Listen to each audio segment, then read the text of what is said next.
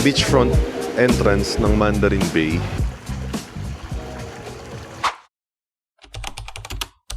May welcome drinks pang binigay agad. And the staff, nice sila and alam mo yun, accommodating, friendly, even sa pag may bata na kasama.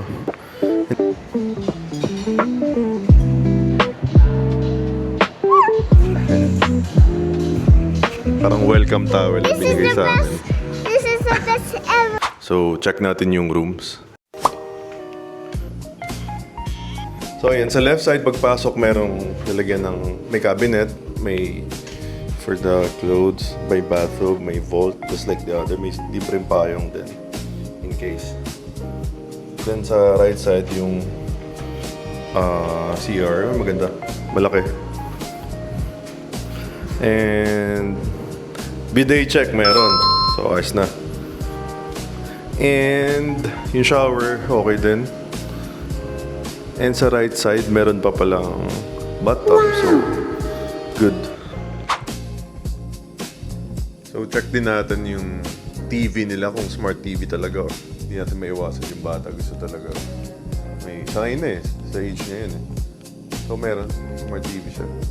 Good. So, eto, dalawang queen size na bed. Actually, malaking bed na siya. Ang ini-expect ko king bed eh, pero ito na yung binigay. Pero okay din naman. Meron ding, eto, working area. May untugan din. Kasama na yan. Ito yung binayaran din na view. Kasi mas mahal ata ng konti ito, no? Kapag this is east side. So, ang binook namin ay east side na deluxe. Mas mahal ng maybe 1,000 or 1,500. NANI? Ang view niya ay facing sa pool. Na malaki yung pool nila actually. Malaki yung pool. And yan. And may balcony rin. Pansin ko lang, so medyo mataas din kasi bawal ang bata, alam yun. Pag medyo malikot, bawal. Yun lang, ganda ng view. Ito yung view niya. Malaki nung pool nila dito. Sa pagkakaalala ko, one of the biggest pool dito sa Station 2. Pakita ko sa inyo yung amenities naman later. And siguro tomorrow, check natin yung breakfast buffet kung anong ino-offer nila.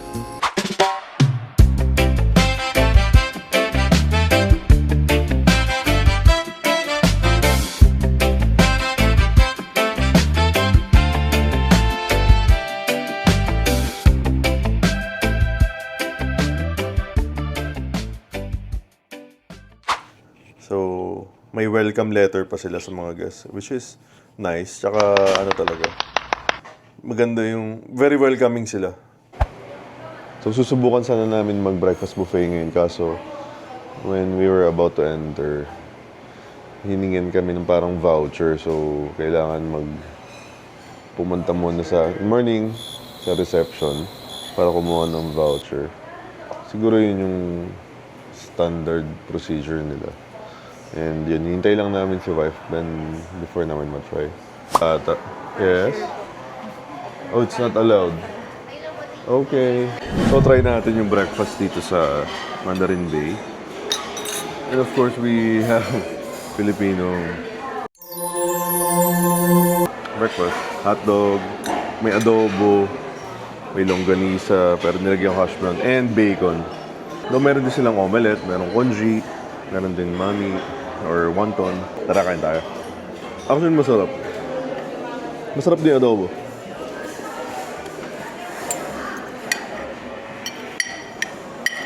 Sarap naman.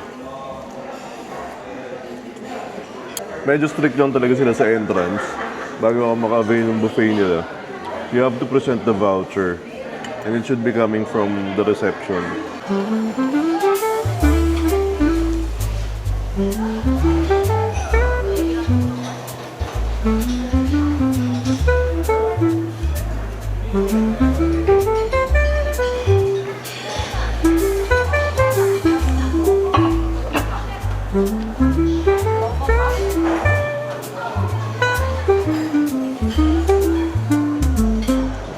chicken, adobo,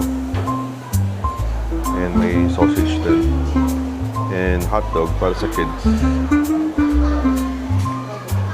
Meron din silang congee area.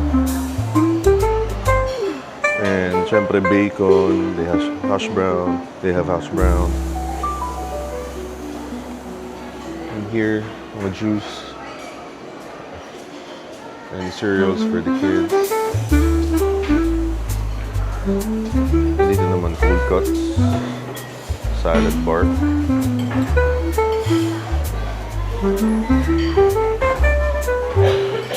Sushi area. Yeah, cold cuts on it. The noodle section.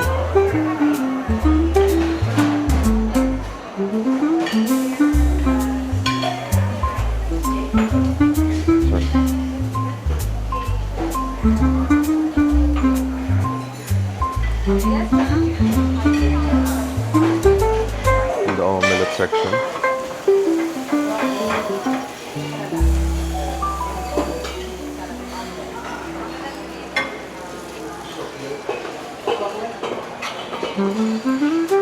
And the breads. That's it. May taho din sila. Una sa lahat yung breakfast buffet, malinamnam yung food nila. Wow. Masarap talaga, as in masarap. You can choose madaming choices ng mga food, madaming cuisine. Filipino cuisine, merong just like mga soup, Chinese station, may Indian cuisine, sushi, meron mga dessert, Filipino desserts. Masarap. Check ko lang tomorrow kung yun pa rin yung menu. Pero all in all, masarap yung buffet. The only thing na napansin ko, medyo strict sila pagdating sa vouchers. So before you enter, make sure meron kang voucher nung breakfast buffet. Siguro nasanay lang tayo sa ibang hotels na maluwag. Like, you just say the room number and then sige, chine-check lang nila sa system nila, then okay na yun. So dito medyo mahigpit. Siguro may dahilan naman sila. Baka madaming mga gate crusher na alam mo yun, syempre buffet yan, medyo mahal din yung entrance. So that's it, yun yung sa breakfast. We are here at Mandarin Akay.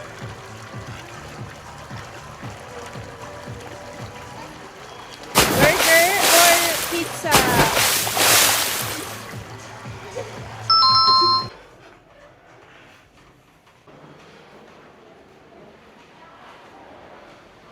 So yun ang book naming room, parang nakaseparate siya na building. Pero pagbaba mo, ito na agad yung pool.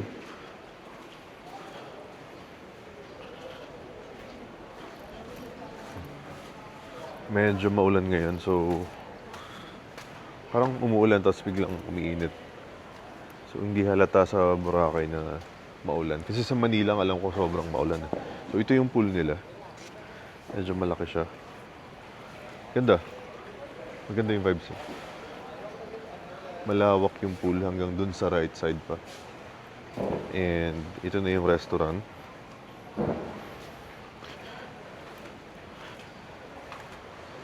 So maraming mga umbrellas and upuan. Merong by the pool mismo. Malawak yung pool niya hanggang dun. So for me okay siya. Parang tulad ngayon, kahit medyo maulan at makulimlim, minsan pag malakas yung wave sa mismong beach, we prefer na lang na magstay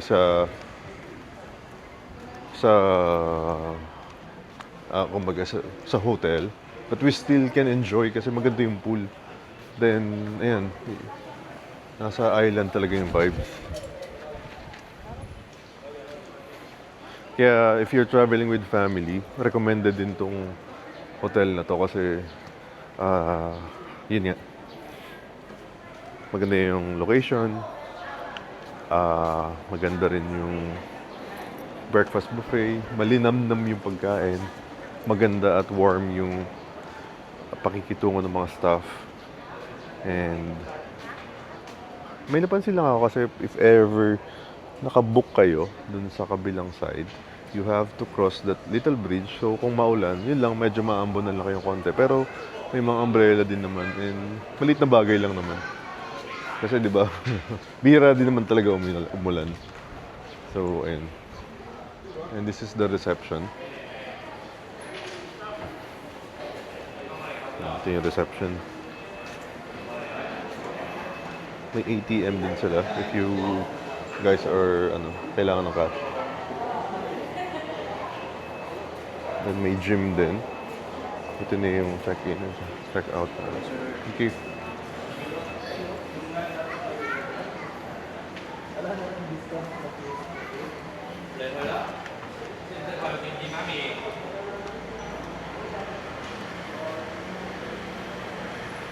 And ito yung labas. Pagpapunta ka sa city or may kailangan kang bilhin.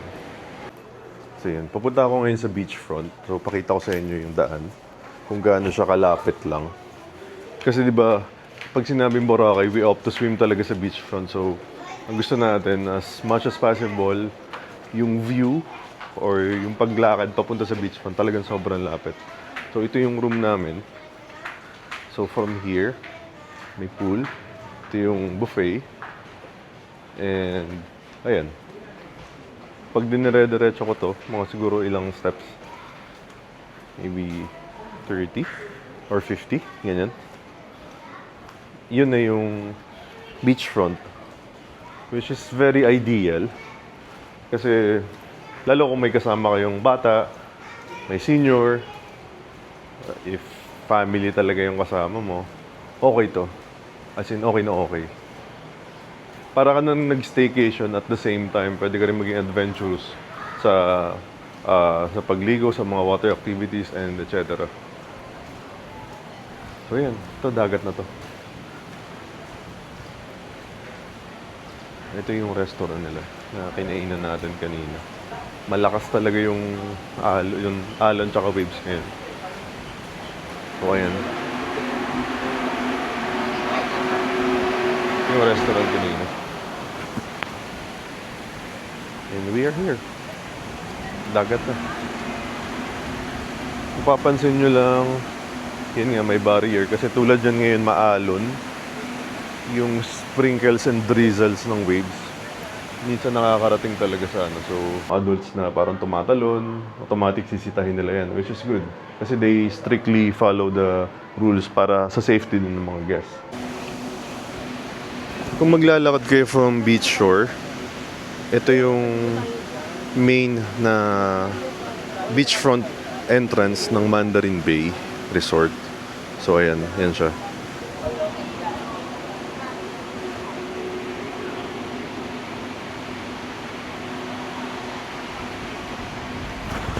So ayan, meron silang restaurant agad yung bubungad.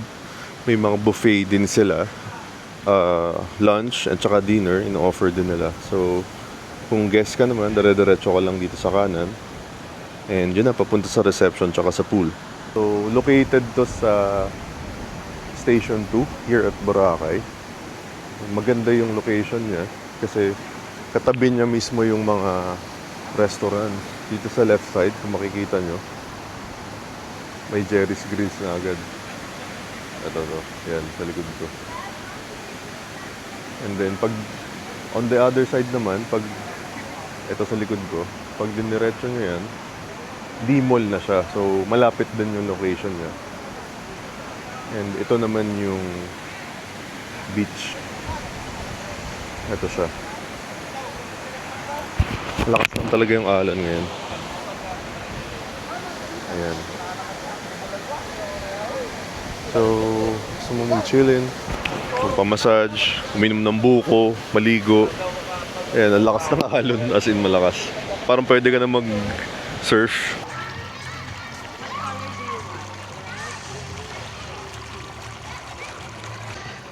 So, habang medyo masama yung panahon sa Boracay, though sunny na ulit, ang effect lang malakas yung waves. So, if you're planning to swim sa dagat mismo, okay naman, kaso yun nga yung waves.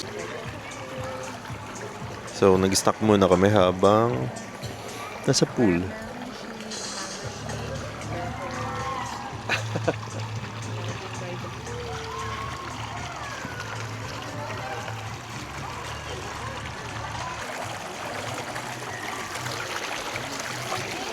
You want some? Take it like this. Just a little?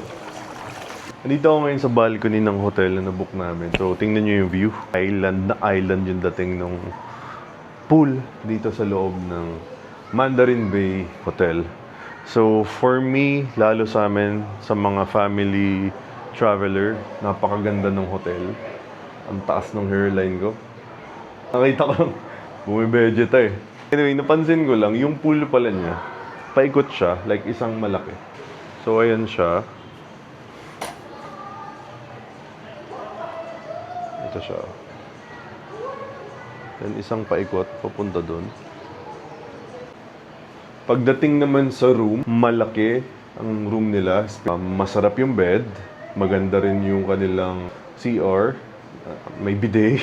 So, syempre, yun agad na sabihin ko. May bidet, may bathtub, may hot shower. So, kumpleto rin yung amenities. Facilities, nakita ko may gym. Though maliit lang siya, pero pwede na. Sa service, maayos at mga warm, welcoming yung mga staff nila.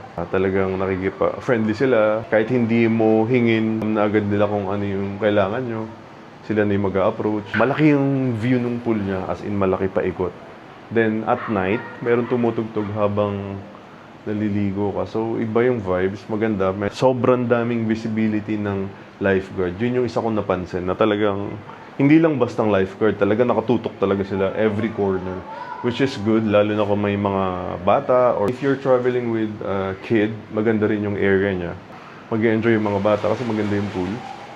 Masarap din yung pagkain. Merong mga pagkain yung mga bata like congee, pwedeng mga wonton soup, pwedeng magpaluto. May hotdog. May nakitang hotdog kanina, pinakain ko din ko. May adobo. And alam mo yun, yung mga ganun simpleng bagay sa ating mga traveling with family. Kino-consider natin yun. And ako bilang dad, ito lang napansin ko. So medyo, syempre, balcony and second floor. So mababa siya ng konti or matangkad lang ako. Parang, alam mo yun, kung may bata na malikot, like toddler, watch out lang. So may iwasan naman yun. Pwede rin i-lock yung balcony kung gusto nyo. Kasi ginagawa ko yun minsan nung bata pa yung daughter ko. Pinapala ko yung para just to make it sure lang.